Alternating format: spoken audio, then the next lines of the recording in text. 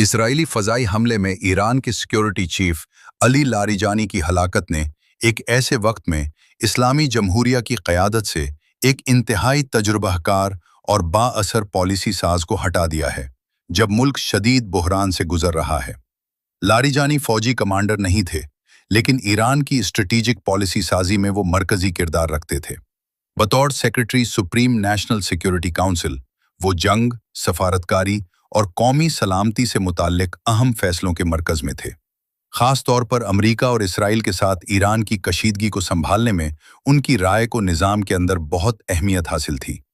28 फरवरी को supreme leader Ali ख़ामनेई की हलाकत के बाद लारिजानी ने सख्त मौक़िफ़ इख्तियार किया था और इशारा दिया था कि ईरान तवील जंग के लिए तैयार है।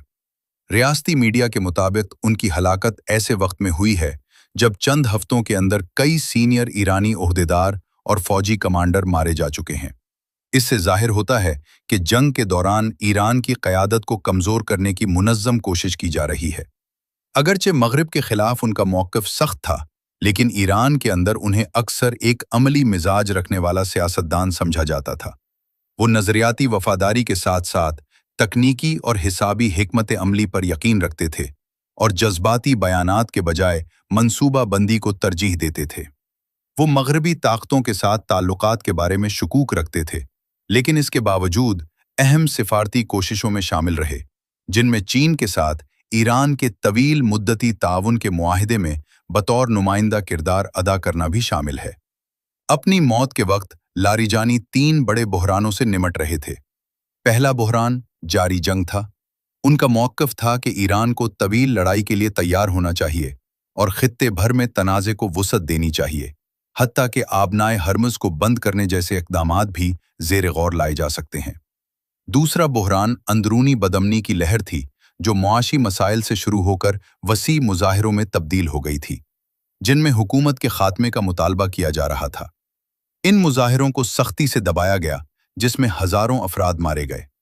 तीसरा मसला ईरान का जौहरी प्रोग्राम और अमरीका के साथ बिलवास्ता मुज़ाकरात थे, जो पहले ही फौजी हमलों की वजह से मुतासिर हो चुके थे।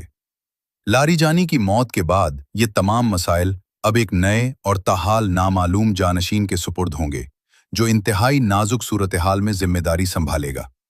अगरचे ईरान ने आलमी तवानाई मंडियों में खलल डालकर कुछ हद तक मुज़ाहिमत दिखाई है, लेकिन इसकी फ़ज़ाई हुदूद अब भी हमलों के ख़तरे से महफूज नहीं है। इस सूरत हाल से ताकत मज़ीद फ़ौज के हाथों में जा सकती है। सदर मसूद पेज़ेश्कियां के हालिया बयानात से ज़ाहिर होता है कि मुसल्लह अफ़वाज को ये इख्तियार दिया जा चुका है कि अगर आला क़यादत गैर फ़ाल हो जाए तो वो खुद फ़ैसले कर सकें। अमली तौर पर इसका मतलब ये हो सकता है कि फ़ैसले ज़्यादा तेज़ी से हों, लेकिन मरकज़ी सतह पर हम-आहंगी कम हो जाए। उधर क़यादत की जानशीनी के मामले में भी मुश्किलात के आसार नज़र आ रहे हैं।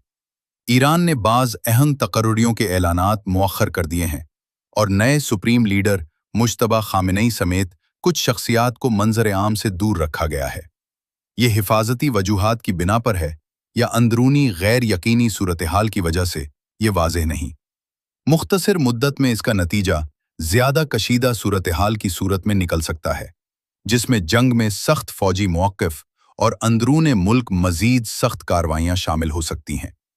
ईरानी फ़ौज के सरबराह अमीर हतामी ने भी लारिजानी की हलाकत के जवाब में फैसला कुन कार्रवाई की धमकी दी है। तवील मुद्दत में अगर ईरान की क़यादत इसी तरह अपने सीनियर अफराद खोती रही तो 1 करोड़ से ज़्यादा आबादी वाले मुल्क का रियासती निज़ाम मुअस्सिर तरीके से चलाना मुश्किल हो सकता है। इस तरह लारिजानी की मौत सिर्फ एक शख्सियत का नुकसान नहीं, बल्कि ईरान में एक गहरे क़यादती बहरान को मज़ीद संगीन बना सकती है, जो जंग के रुख और मुल्क के सियासी इस्तेहकाम दोनों पर असरअंदाज हो सकता है।